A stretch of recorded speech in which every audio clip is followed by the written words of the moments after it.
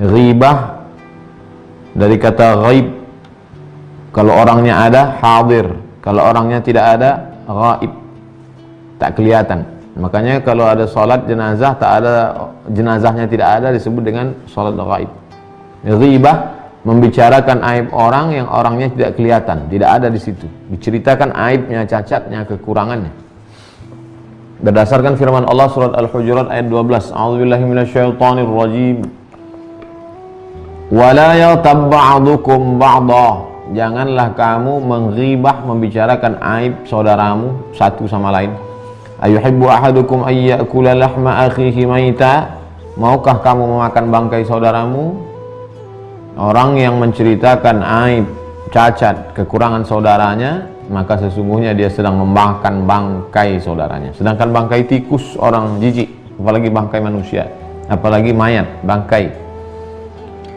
Qala al-musannifu rahimahullah, Imam Abul Qasim Abdul Karim Ibnu Hawazin Al-Qushairi, penulis kitab Ar-Risalah Al-Qushairiyah, berkata, Imam Abu Sa'id Muhammad bin Ibrahim Al-Ismaili meriwayatkan kepada kami dari gurunya Abu Bakar Muhammad bin Al-Husain bin Al-Hasan bin Al-Khalil, dari gurunya Ali bin Hasan, dari gurunya Ishaq bin Isa binti Daud bin Abi Hind, dari gurunya Muhammad bin Abi Humaid, dari Musa bin Wardan, dari Abu Hurairah radhiyallahu anhu, anna rajulan qama, ada seorang laki-laki berdiri, wa huwa ma'a Rasulillah sallallahu alaihi wasallam, dia bersama Rasulullah sallallahu alaihi wasallam, qabla dzalika jalisun, sebelum itu dia duduk, tiba-tiba dia berdiri.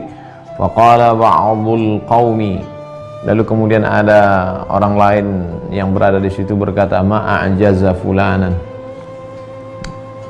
lemah sekali dia, lemah sekali dia. Maksudnya kenapa dia tidak bisa konsisten dari awal sampai akhir?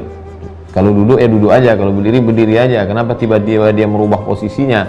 Lemah sekali dia. Mendengar itu apa kata Nabi SAW? Akaltum akhakum, kamu sudah memakan saudaramu. Wa qatabtumuhu, kamu sudah membicarakan aibnya, kekurangannya. Kalau mau menegur dia, tegur dia langsung. Saudaraku, kenapa posisimu berubah? Kenapa kau tidak menghormati Nabi?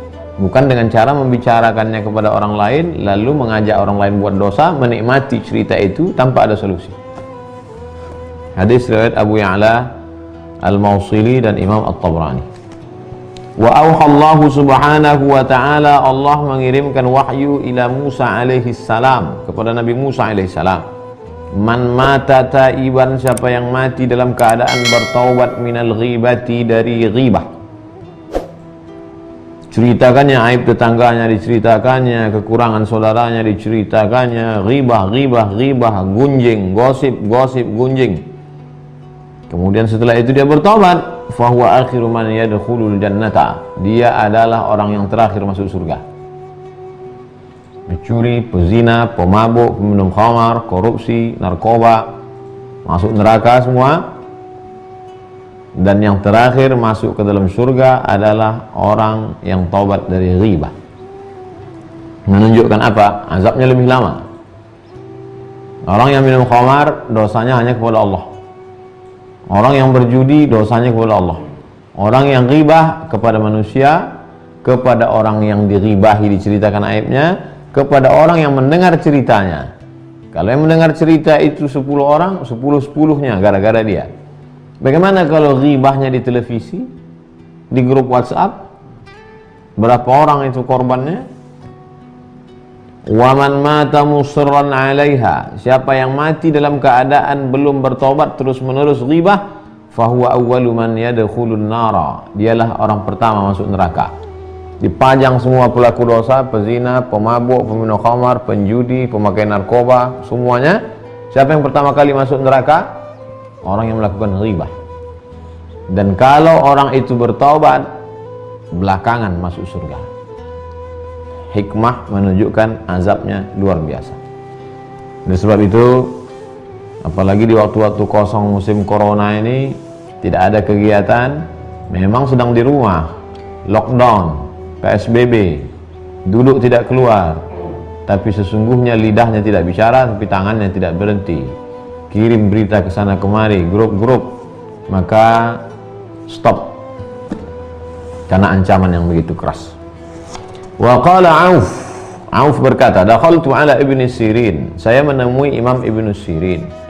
Fatanawaltul Hajjaj, lalu saya menceritakan aib Hajjaj. Hajjaj ini adalah orang yang jahat, panglima perang, hobinya safakud dima, menumpahkan darah. Di akhir hayatnya Hajjaj ini luar biasa. Di akhir hayatnya Hajjaj ini sakit keras. Lalu kemudian Imam sahabat Nabi yang mulia Abdullah ibnu sahabat Nabi yang agung dan mulia bernama Anas bin Malik, dia sempat bertemu dengan Anas bin Malik. Kata dia, wahai Anas bin Malik, jangan doakan aku panjang umur, aku sudah tak tahan lagi azab ini. Membunuh aja hobi, jahat dia memang. Ada saya tulis dalam buku 35 orang yang melewati mati sakaratul maut.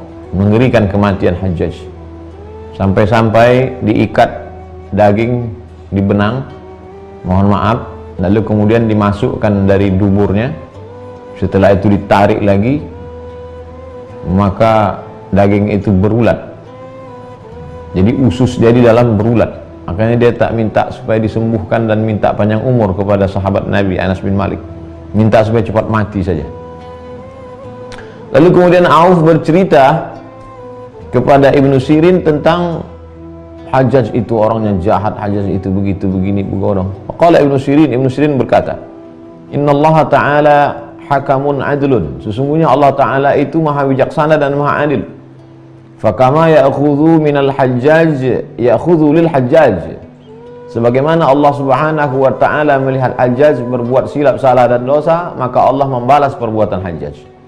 Wa innaka idza laqita Allah azza wa jalla ghadan, seandainya engkau mati dan engkau berjumpa dengan Allah Subhanahu wa ta'ala, wahai Auf, kata Ibnu Sirin, kana asgharu dhanbin asabtahu ashadda 'alaika min a'zabi dhanbin asabahu al-Hajjaj, maka dosamu yang paling kecil itu lebih berat daripada dosa Hajjaj. Memang Hajjaj banyak silap, banyak salah, banyak dosa, tapi biarlah itu dibalas Allah Subhanahu wa ta'ala.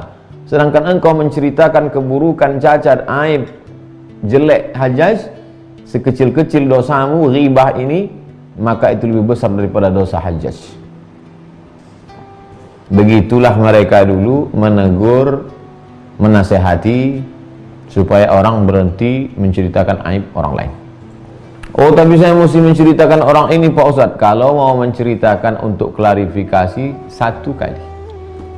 Ada kalanya kita boleh menceritakan aib orang lain. 3 momen. Yang pertama, saat di pengadilan bersaksi, hakim bertanya, wahai saksi, ya Tuan Hakim, apakah betul kau melihat terdakwa ini melakukan perbuatan ini?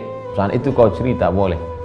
Jangan kau jawab kepada hakim, mohon maaf Pak Hakim, saya mau cerita tapi saya khawatir ini ghibah, dosanya besar Pak Hakim.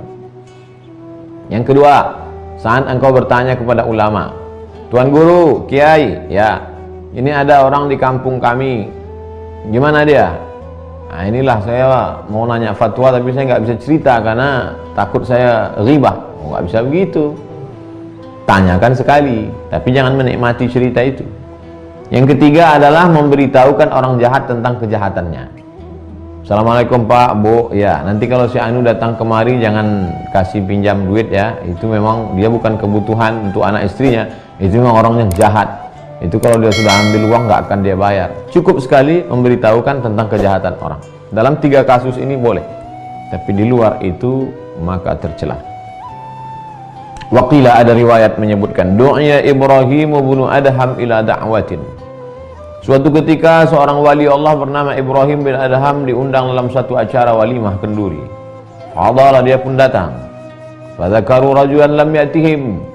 Ketika Imam Ibrahim bin Adham duduk bersama undangan, tiba-tiba tamu undangan itu menceritakan seseorang yang tidak hadir di situ. Wah, si Anu itu begini, begono, begini. Faqalu, mereka berkata, innahu saqil, itu orang itu berat sekali, itu parah sekali dia itu. Faqala Ibrahim, apa kata Imam Ibrahim bin Adham? Innama fa'ala bi hadha nafsi. Innama fa'ala bi hadha nafsi, yang sudah kulakukan ini adalah haitsu hadartu maudi'an, aku sudah hadir di sebuah majlis yughtabu fihi nas, Yaqtabu fihi nas. Ternyata di majelis itu orangnya hobi menceritakan aib, cacat, kekurangan orang lain. Fakharaja, lalu kemudian Ibrahim bin Adham keluar dari majelis walimah itu, walam ya'kul salasata ayyamin. Dia tidak makan 3 hari. Kenapa dia tidak makan 3 hari? Dia berpuasa. Kenapa dia berpuasa? Menebus silap salahnya, minta ampunnya kepada Allah Subhanahu wa taala. Begitu ulama-ulama dulu, kalau dia lakukan salah, dia tambah amalnya seperti biasa, lebih daripada biasanya. Dalam kitab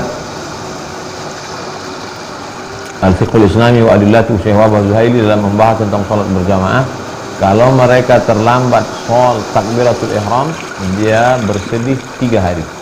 Kalau sampai terlambat 1 rakaat sholat jamaah, mereka bersedih 7 hari. Jadi mereka tambah untuk menghukum dirinya.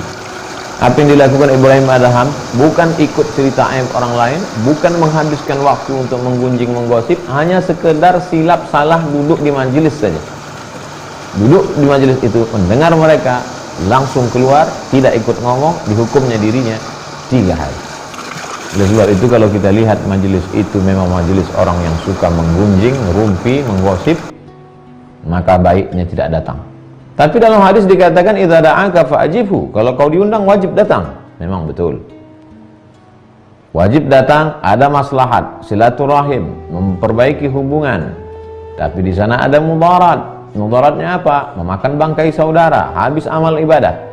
Kalau bertemu antara dua, mudarat dengan maslahat, negatif dengan positif, mana yang lebih didulukan?